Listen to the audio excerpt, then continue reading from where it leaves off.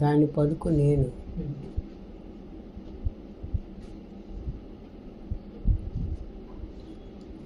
ఆ నేను పలుకు వ్యక్తిగా ఉన్న నేను.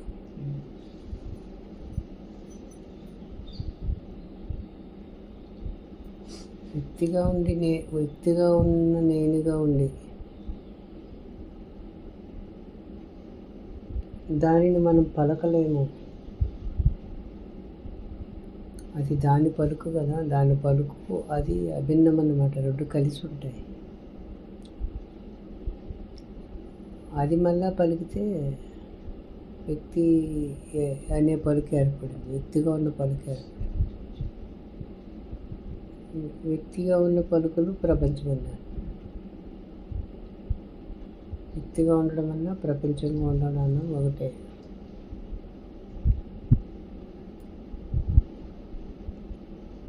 దాని నీడ కదా వ్యక్తి అనేది. అది అందు గురించి వ్యక్తిగా ఉండి దాన్ని ఆరాధించడం అనేది సహాయమే కానీ అసలు లెక్కకు రాదు. అసలుగా ఉన్నదాన్ని ఆరాధించడం అంటే, లేక స్మరించడం అంటే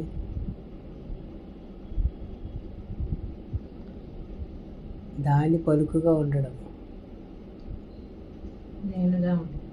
నేను అంటే దాని పలుకు అనకూడదు, అంటే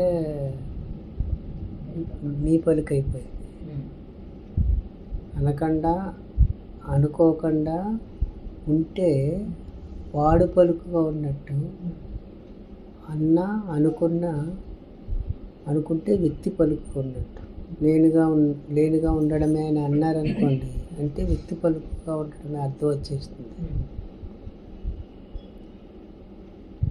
అక్కడ ఉండడమే కానీ పలకడానికి అవకాశం ఉండదు. ఎందుకంటే ఆడు పలికితే మీరు ఏర్పడ్డారు, మీ పలుకులు ప్రపంచమైంది. మీరు పలికారంటే ప్రపంచం లెక్కకు వచ్చేస్తుంది. ఈ పలుకులన్నీ ప్రపంచం లెక్కకు వచ్చేస్తుంది. ఆడు పలికాడు కాబట్టి వాడు మొదటి పలుకు నేను కాబట్టి ఆ పలుకు తాను అభిన్నము కాబట్టి ఆ పలుకుగా ఉండుట, అదిగా ఉండుటే స్మరణం అన్నారు ఉన్నత నలభద్ర. అందు గురించి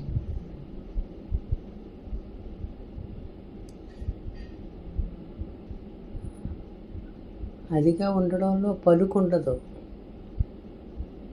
పలికితే వ్యక్తి లెక్కకు వచ్చేస్తుంది.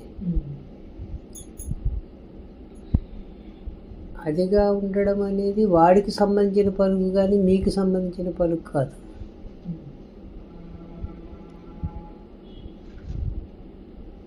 మీరు పలికేరా వ్యక్తి అయిపోతారు.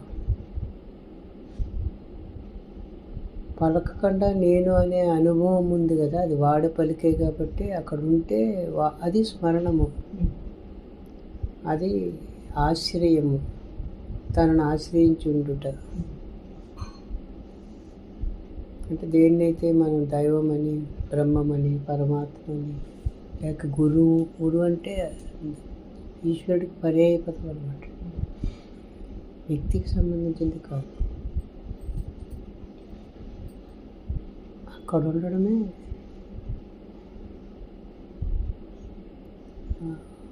లౌకికమైనటువంటి ఈ సేవ, ఆరాధన, భక్తి వీటికన్నిటికీ అర్థం అన్నమాట.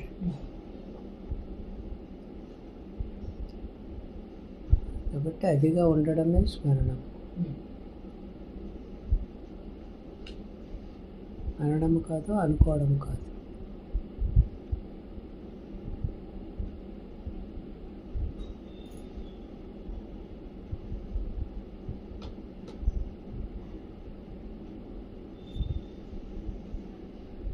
మీరు అనడము అనుకోవడం అనేది వ్యవహారం కొరకు.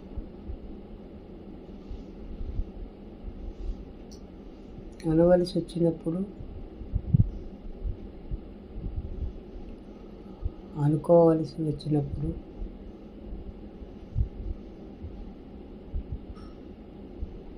అనడము అనుకోవడమే అనే జ్ఞప్తి ఉంటే అప్పుడు మళ్ళీ వాడు పలుకుగా ఉన్నట్టే లెక్క వస్తుంది. వ్యవహారం ఉన్నప్పటికీ వ్యవహార సమయమునందు కూడా ఇది వ్యవహారం కొరకే ఇదంతా జరుగుతుంది. మాట్లాడటము, వినడము, చూడడము, తాకడము, ఇవన్నీ 5 ఇంద్రియములు. ఏ కార్యము జరిగినప్పటికీ వ్యవహారం కొరకే అనే వ్యక్తిగా ఉండి వ్యవహరించినప్పుడు అప్పుడు కూడా వాడు పలుగ్గానే ఉన్నట్లెక్క. నేను చేస్తున్నాను అని అంటే మళ్ళీ జారిపోయి దేహం వైపు. అక్కడ మీరు చేయడం లేదు, నేను నేను వాడి శక్తి కాబట్టి అండి దానివల్ల జరుగుతుంది అనమాట. ఇది నేననేది వాడి శక్తి కాబట్టి అసలు తత్వానికి దానివల్ల ఈ కార్యకలాపాలన్నీ జరుగుతున్నాయి.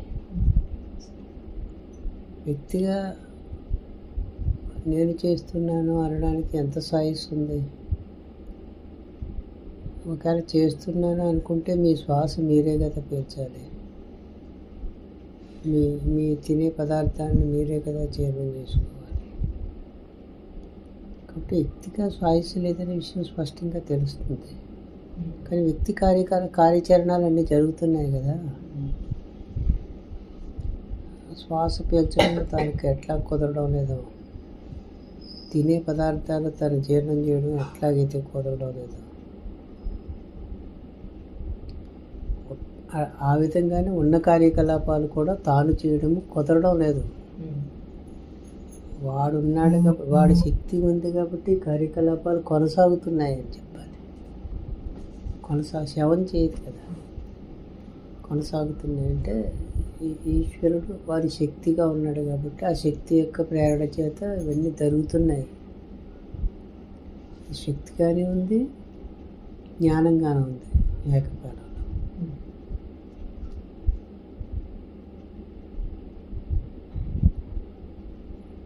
అదిగా మీరున్నప్పుడు మీరు ఆ జ్ఞప్తిగా తానున్నప్పుడు జరిగే కార్యకలాపములు, మాట్లాడుతున్నా, వ్యవహరిస్తున్నా, తింటున్నా, తిరుగుతున్నా, అవన్నీ జరుగుతున్నాయనే ఉంటుంది కానీ చేస్తున్నాననేది ఉండదు అనుభవంలో. జరుగుతున్న వాటిని చూస్తున్నాననే జ్ఞప్తి మీకు ఉన్నప్పుడు మీరు చేస్తున్న వారి లెక్కకి ఎందుకు వస్తారు? లోక వ్యవహారానికి దృశ్యంలో భాగంగా ఉన్నవారికి చేస్తున్నట్టు కనిపించవచ్చు. మీకు మీ అనుభవం కదా ప్రమాణం. మీ అనుభవంలో మీరు మీరుగా ఉన్నారు, వ్యవహారం కొరకు వ్యక్తిగా ఉన్నారు అనే జ్ఞప్తిగా మీరున్నప్పుడు చేసి చేయని వారుగా ఉన్నారు, చూచి చూడని వారుగా ఉన్నారు, తాకి తాకని వారు.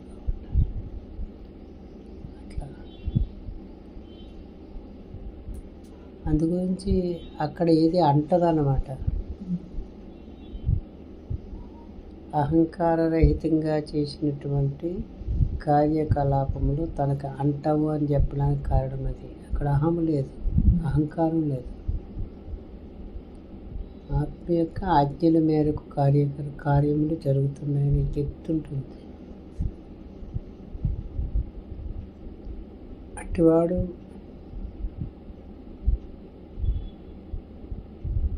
ఏం చేసినా చేయని వాడే లెక్కకు వస్తాడు.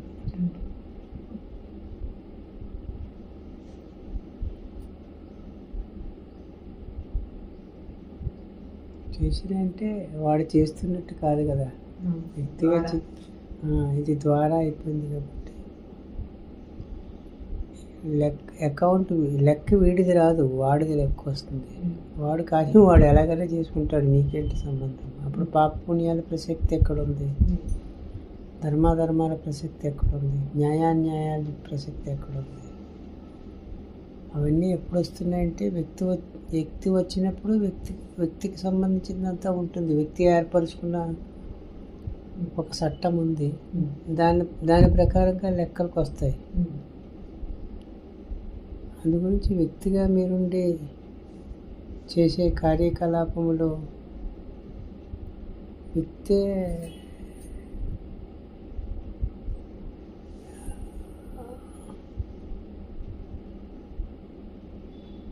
తాను అనే స్ఫురణను కోల్పోయే వ్యక్తిగా ఉండి చేస్తున్నారు. కాబట్టి మొదట ఒక తప్పు జరిగినట్టంటే ఒక వ్యక్తి అనేది తానుకు ఆభాసంగా ఉన్నదాన్ని సత్యం అనుకుని చేసే కార్యకలాపాలు సత్యమైన అసత్యము లెక్కకొస్తాయి, పుణ్యమైన పాపము లెక్కకొస్తాయి, ధర్మమైన అధర్మం లెక్కకొస్తాయి. వ్యక్తికి ఎడంగా ఉండే చేసే కార్యములు అంటే మీరు సాక్షిగా ఉన్నారు, మీ ఆధ్వర్యంలో కార్యములు నెరవేరపడుతున్నాయి అనే జ్ఞప్తిగా మీరు ఉన్నప్పుడు అక్కడ అధర్మముగా కనిపించిన ధర్మము లెక్కకు వస్తుంది, పాపముగా కనిపించిన పుణ్యం లెక్కకు వస్తుంది, అసత్యముగా కనిపించిన సత్యం లెక్కకు వస్తుంది.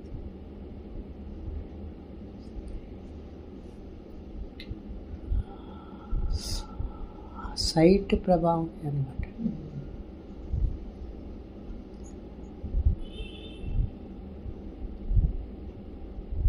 వ్యక్తికి ఎడంగా ఉండడం అంటే తనతో సహా సకలానికి తాను ఆధారమైన తత్వముగా ఉండడం కదా. అప్పుడు తనకు అవసరమైన కార్యం తాను చేసుకుంటాడు. అక్కడ పాప పుణ్యాల ప్రసక్తి ఉంటుంది. నాకు అవసరమైన కార్యం నేను చేసుకుంటే నాకు పాప పుణ్యాల ప్రసక్తి ఉంటుంది. నేను మీతో వ్యవహరిస్తే వ్యవహారంలో భేదం వస్తుంది. కానీ నాకు ఇక్కడ ఏదో దురదేస్తే కోక్కుంటాను, లేదు ఏదైనా పుండు పెడితే ఆపరేషన్ చేసి పోసేసుకుంటాను కూడా అని నాకు తెలుస్తుంది కదా నేనేం చేసుకోవాలనేది శరీరాన్ని. కాబట్టి మీ శరీరానికి మీరు చేసుకునే కార్యకలాపాలకి మీరే కదా కర్త. దానికి ప్రపంచానికి ఏమి సంబంధం? మీరేమైనా చేసుకునే రైట్ ఉంది కదా, మీరే కాబట్టి.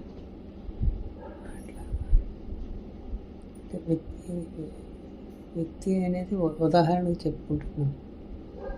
వ్యక్తికి అడంగా సాక్షిగా ఉన్నప్పుడు మొత్తం తనదే అవుతుంది అన్నమాట. ఆ మొత్తంలో భాగంగా తాను కూడా ఉంటాడు. ఆ మొత్తంలో భాగంగా ఉన్న తాను తనకు అవసరమైన కార్యములు తాను చేసుకోవడమే లెక్కకు వస్తుంది. కానీ ఇతరం అనేది ఉండదన్నమాట, పోతుంది. మీ శరీరానికి సంబంధించిన కార్యకలాపములు ఏమి చేస్తున్నప్పటికీ ఇతరం అనే భావం మీకు ఎప్పుడు స్ఫురించలేదు కదా. ఇంకొకరికి ఎవరికైనా చేస్తే ఇతరం అనే భావం వస్తుంది. కానీ మీ శరీరానికి స్నానపానాలు చేయొచ్చు, ఏదైనా కాళ్ళు అవి నొప్పిగా ఉన్నాయనుకోండి, కబ్బు నూనె అది రాసి మొన్న మురళీమోహన్ గారు శుభ్రంగా కబ్బు నూనె రాసుకుని ఒత్తుకున్నారు కాళ్ళు గిరిప్రదక్షిణ చేయడం. అప్పుడు తనకి చేసుకోవడమే కదా, అది ఇతరులకు సేవ చేయడం లెక్కకు వస్తుంది. ఎందుకని? తనదే కాబట్టి. తను వరకు లెక్క సరిపోయింది కదా. తనువుకి ఎడంగా ఉన్న తత్వముగా తాను ఉన్నప్పుడు, అంటే వాడు పలికగా తాను ఉన్నప్పుడు తనచే చూడబడేది తనకు తెలియబడేది కలిపి తాను లెక్కకు వస్తుంది అనమాట. శరీరంగా చూసుకున్నప్పుడు శరీరము తాననే లెక్క ఎట్లా సరిపోతుందో, శరీరానికి ఎడంగా సాక్షిగా తాను ఉన్నప్పుడు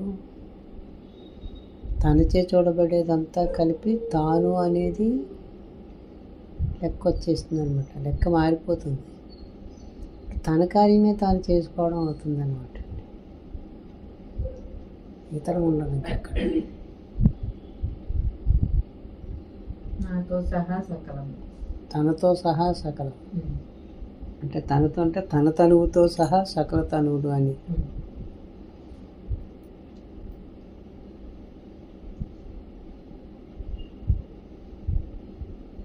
అప్పుడు ఆ తనువు తనకు ఉపకరణం అవుతుంది. ఏ తనువు ఎక్కడ తనువు కనిపించినా ఉపకరణమే అవుతుంది. తనువు కలిగిన వాడుగా ఒక్కడ ఉంటాడు, తనువులుగా అనేకంగా ఉంటాడు. ఎన్ని తనువులుగా కనిపించినప్పటికీ తనువు కలిగిన వాడు తానే అనే వ్యక్తిగా తాను ఉన్నాడు కాబట్టి తాను తన కార్యం చేసుకోవడమే అవుతుంది. ఇతరులకి ఏదో చేయడం, ఇతరులకి ఏదో చెప్పడం అట్లా ఉండదు. ఇప్పుడు మీరేదో అడుగుతున్నాడు, ఏదో ఇక్కడ చెప్తున్నట్టు వ్యవహారానికి కనిపిస్తున్నప్పటికీ మీ స్వానుభవం ఏదైతే ఉన్నదో అదిగా మీరుండి వ్యవహరించినప్పుడు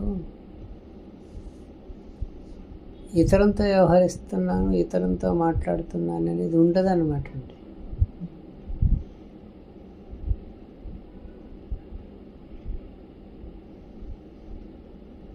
ఇతరం అనేది ప్రస్తావించుకున్నప్పుడు ఉంటుంది కానీ ఉండదు, వ్యవహారంలో ఉండదు. ఒక సందర్భంలో గురువుగారు ఒక మాట చెప్పారు.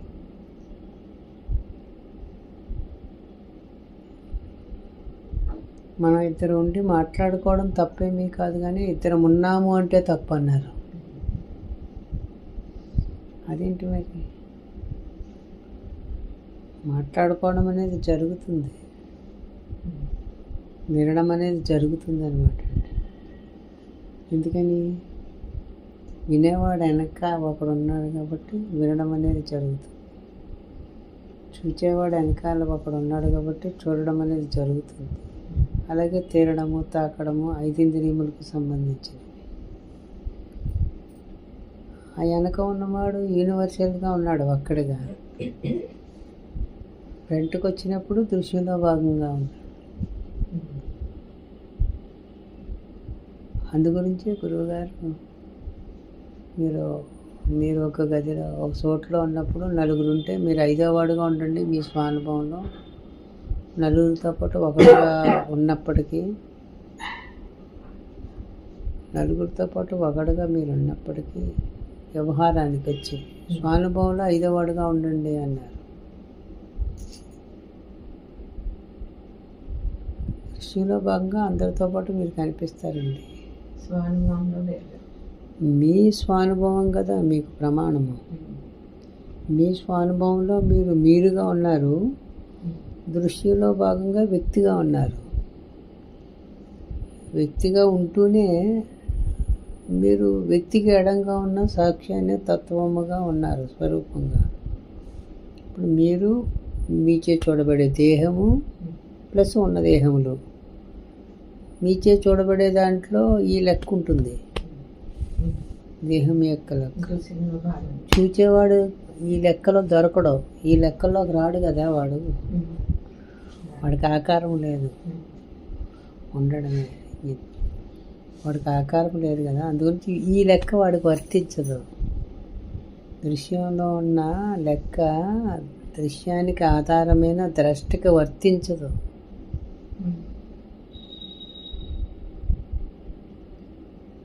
కానీ దృశ్యంలో ఉన్నవారు మీరే మాట్లాడుతున్నారు, మీరే వ్యవహరిస్తున్నారని అనొచ్చు. అక్కడ వరకు అది సరే. మీ స్వానుభవంలో అది ఉండకూడదు. అప్పుడు మాత్రమే మీరు ఆత్మనిష్ఠులుగా ఉన్నట్టు, ఇంకా అది ఆత్మా స్వరూపంగా ఉన్నట్టు, లేక నేను అనే అజ్ఞప్తిగా ఉన్నట్టు, లేక మీకు మీరు ఎడంగా ఉన్నట్లు లెక్క. అది మరిస్తే మీరు దృశ్యం అయిపోయినట్లు లెక్క.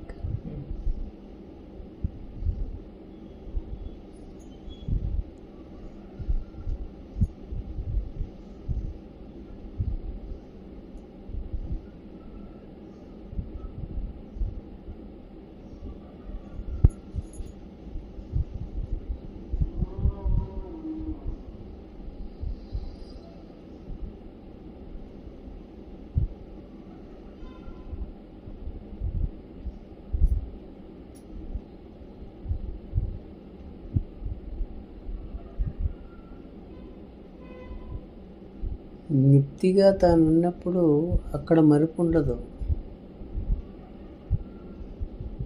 ఆ నిప్తి వచ్చిన తర్వాత వచ్చిన దేహంగా తానున్నప్పుడు మరుపు ఇక్కడ సంభవిస్తుంది, అక్కడ కాదు. ఇక్కడ మరిచాడని చెప్పవలసి వస్తుంది, కానీ అక్కడ మరిచాడని చెప్పడం కుదరదు. వ్యక్తిగా ఉన్నాడు కాబట్టి వ్యక్తికి కారణభూతమైన తనను మరిచే అవకాశం ఉంది. ఎందుకని? వ్యక్తి కార్యకలాపాలలో లీనమయ్యి వ్యక్తికి సంబంధించిన కార్యములు ఉంటాయి కదా, మాట్లాడుతున్నాడు. ఈ మాటలు ఫోర్స్లో కలిసిపోయే అవకాశం ఉంటుందన్నమాట. కలిసిపోయే అవకాశం ఎందుకంటే మాటల్లో కలిసిపోయాము, లేక మనసుల యొక్క భావములు ఉంటాయి కదా, దాంతో కలిసిపోవడం. అప్పుడు మరిపనే మాట సంభవిస్తుంది. కానీ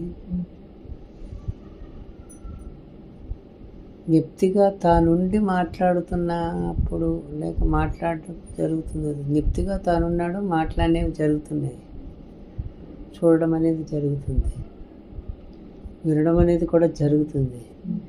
ఇదంతా జరుగుతున్నదిగానే ఉంటుంది, కానీ నేను వింటున్నాను, నేను మాట్లాడుతున్నాను అని అనుకోవాల్సిన అవసరం అవకాశం కూడా లేని సైట్ అది. ఇక్కడికి వస్తే మళ్ళా లెక్క మారిపోతుంది అన్నమాట. కాబట్టి గురువుగారు నీకు నువ్వు ఒక్క అడిగడంగా ఉండు అని చెప్తారు.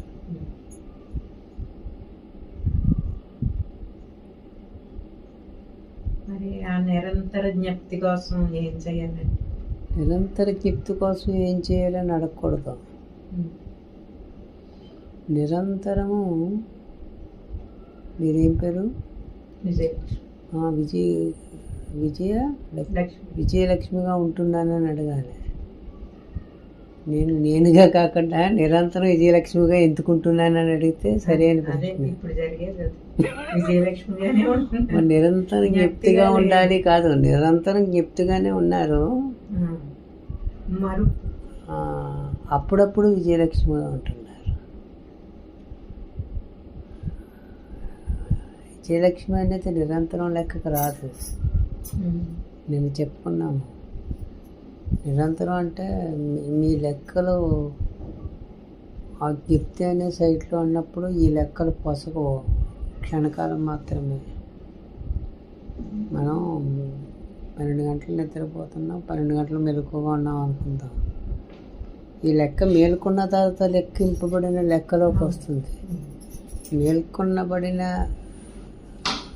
అప్పుడు ఉన్న లెక్క మెలకువకు పరిమితమయ్యే ఉంటుంది, కానీ మెలకువకు ముందున్నవాడికి ఈ లెక్క వర్తించదు. మెలకువకు ముందున్నవాడుగా మీరు ఉన్నారు కాబట్టి ఆ మెలకువకు ముందున్న మీరు యుగాల పర్యంతము అక్కడగా ఉన్నారు, మేల్కొన్న తర్వాత వ్యక్తిగా ఉన్నారు. ఇప్పుడు వ్యక్తిగా ఉన్న మీ లెక్కలు వాడి లెక్కలో చూసుకుంటే ఈ లెక్క స్వల్పమని చెప్పడానికి కూడా సరిపోలేనంత స్వల్పం అవుతుంది. అప్పుడు నిరంతరమైన మాట పొసుకుతుందా? కాబట్టి నిరంతరం అనే మాట కూడా ఈ సైట్లో ఉండి మాట్లాడిన మాట.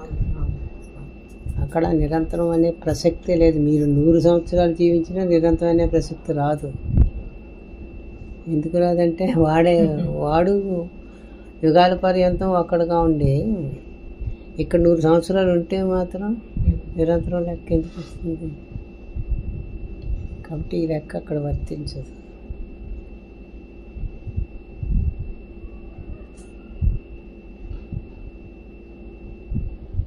చాలా గొప్పగా విశ్లేషించుతారు గురువుగారు మీరు. అద్భుతంగా చెప్పేకే అవును కదా.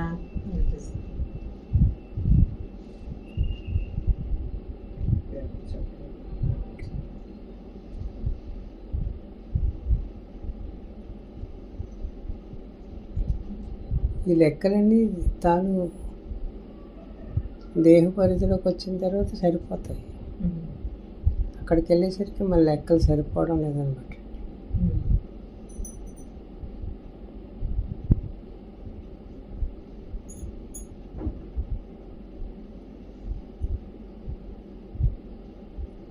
మరలా మీరు మాట్లాడేసారు కాబట్టి తప్పు చేసినట్లు లెక్క. ఎందుకని మాటకు వస్తే అసలు లెక్కల్లోకి వచ్చేసారు కదా. లెక్కల్ని తన గురించి వింటూ తానుగా ఉండడం మానేసి లెక్కల్లో ఉన్నవాడిగా ఉన్నప్పుడు కదా లెక్కలకు వస్తాయి. అవును కాదు, నిజము అబద్ధము, బాగా చెప్పారు బాగా చెప్పలేదు, ఇవన్నీ లెక్కలకి పరిమితమైన మాటలు కదా.